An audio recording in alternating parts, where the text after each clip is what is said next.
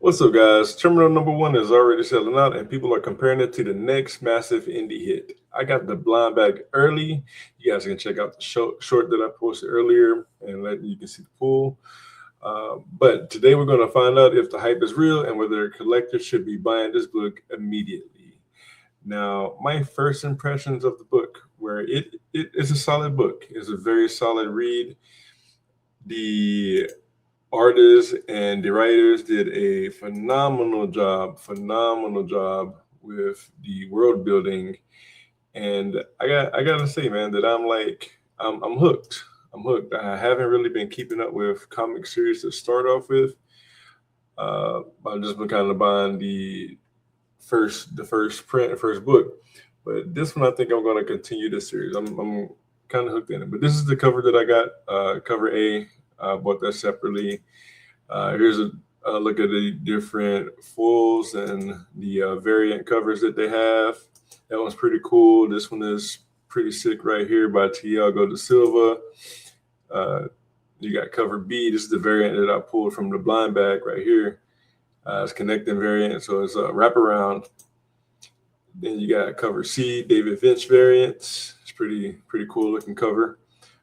You got here cover D, the Arthur Adams variant. That's pretty sick. This is the bad guys, supposedly the bad guys. Here's the cover E variant, the 1 to 25 by Bill Sienkiewicz. It's pretty sick cover. That's one of our main heroes, Crusher, who had her heart crushed in the opening book. But here's Rob Liefeld cover F, 1 to 50 variant. It's one of the good guys, and I don't think we've met these guys yet, but they seem pretty sinister to me. Here's a big money variant, cover G, 1 to 100, Frank Miller variant. And that kind of looks like Shenmue, the dragon from Dragon Ball Z. But regardless, sick covers. If you see any of these in the stores, go ahead and grab one. But yeah, the blind bag presentation was pretty solid. Opening it did feel like an event because I wasn't sure what I was going to pull out of there. But it ended up being pretty solid, man. I think this is going to be one of those series that takes off the strength of this first book. It got me hooked. I'm very interested in seeing what happens next. There's a bit of a cliffhanger that happens at the end. I'm not going to spoil it. But there's a bit of a cliffhanger that happens at the end that I think that you guys are going to be very intrigued by. But which variant did you guys pull? Which one are you targeting? Let me know in the comments. The hype to me is pretty justified. The story did hook me immediately.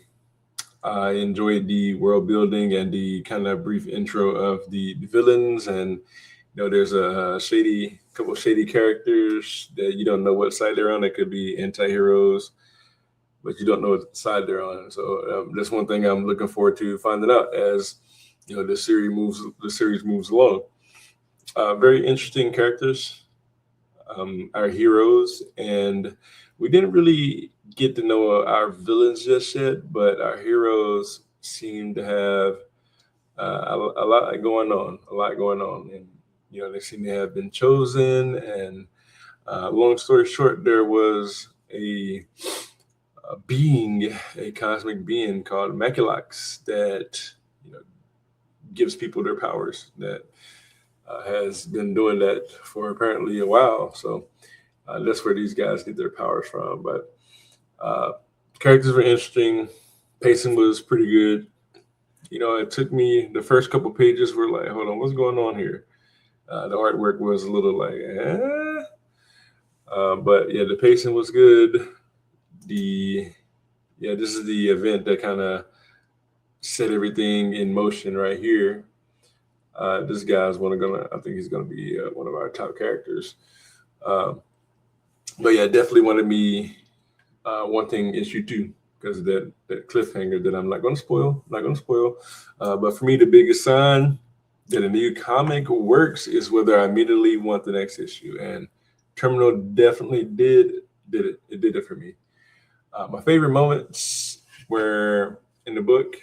One of the I don't want to spoil it too much for you guys, but it had to be one of the sequences towards the end of the book because you're feeling hopeful because something happened, a key event happened, and then boom, it just all kind of gets taken away. But yeah, that had to be my favorite moment and what kind of got me hooked because it's kind of like Game of Thrones in a way when you kind of get attached to somebody and then they get going. But yeah, standout character introductions had to be Crusher. I think she's going to be one of our front row heroes. She's going to be one of our main protagonists. So we'll see how that unfolds. The cosmic being Maculax, his introduction was pretty cool, and the way he talks is kind of weird and kind of funny. So this big ass Maculax, and just reading his the way he talks at people, man, it's kind of funny. But yeah, look at this little piece right here. You cannot parse. And I always, when I read in comics, I always kind of like make up a fake voice. But when I was reading, I was like, you cannot parse what his fate is. Like, had like a very deep tone. But Maculac is pretty cool, and I think this guy right here is this guy right here. I think he's one of the ones that set everything in motion. But this guy's one of our villains, one of the main villains of the show. I think as of right now, I think he's a villain, but you never know. You know where the story goes with these things. This girl right here is one of our Marilyn. She's one of our main characters, and Marilyn is looking for her sister. This Crusher, her sister, aka Alessandra. And this is an introduction to some of our good guys ish, I guess. We got Marilyn and Crusher as siblings growing up. But yeah, there's Maculax again. But yeah, the atmosphere and the tone of it, man, was very enjoyable, very very enjoyable. But there's one moment towards the end that completely changed how I viewed the series, and if you've read the books, you guys already know what I'm talking about. Uh, Investment potential. There is a ton of first appearances in here. There's one in particular, the very last page of the book, that I'm very very intrigued by. I think he's going to be a big player. So definitely got some investment potential, and with the introduction of some of the villains that they're probably going to end up being like the main villains of the series. So and the heroes. So, and hopefully Robert Kirkman said that this is going to last a long long time. So I feel like he's very very invested in this. So I definitely think this has a ton of investment potential media adaptations. I could see this being like animated like Invincible. Now, a lot of people give Invincible great because the animation isn't the best. I'd rather have animation. To me, it's still solid, but I'd rather have animation that we can, keep pumping it out every year instead of having to wait like 4 or 5 years between it, because you lose the love for something when you're waiting that long. But print run sellout potential. This book is probably going to sell out because as more people read it and more people share their feelings about it, is going to drive up that demand for it, and this is going to definitely end up selling out. They're 110% going to have to make second and third prints. I'm positive about that. But this book is a book that collectors should grab now before it's too late and it ends up like Absolute Batman and shoots up. But to me, this is not currently a flip because they're going for about average prices. It is definitely a hold. This could become another something is killing the children type of sleeper. We all know that book has been adapted and it is an amazing book. So I've heard. I haven't read it yet personally. I'm going to buy the compendium soon. But yeah, it's definitely a long-term hold. I'm not saying that this is the next billion-dollar franchise, but if the story keeps delivering, getting in on issue number 1 could look pretty smart a year from now. But yeah, you guys, the variants I got, I got this one. This is the one I pulled off the blind bag. Trapped.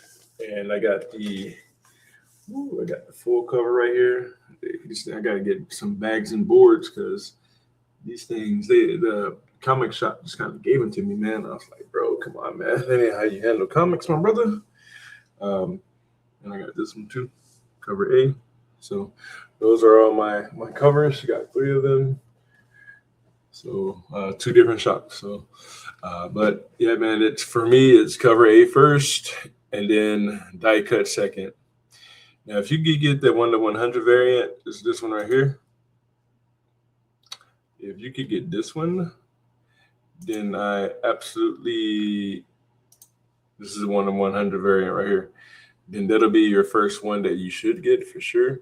But other than that, then just go for cover A. What do you guys think? Is Terminal number 1 legitimately the next big indie hit, or are comic fans getting carried away again? Let me know which cover you picked up and where you're holding or flipping this book. I'm Devon for Terrible Takes. This is my Terrible Takes. If you're new to the channel, hit that subscribe button, like the video. It helps us keep putting out videos like this. But appreciate you guys, and I'll catch you all real soon in the next one. Peace.